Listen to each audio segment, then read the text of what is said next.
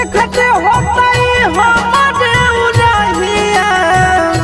बैठी के पिपरा के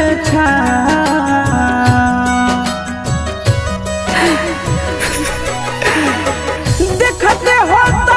हमारे उड़हिया बैठी के पिपरा के रुक रुक रुक अरे टरेनिया रुक रुक रुक रे टरेनिया ले ले चल जनुआ के गाँव रुक रुक रुक रे टरेनिया।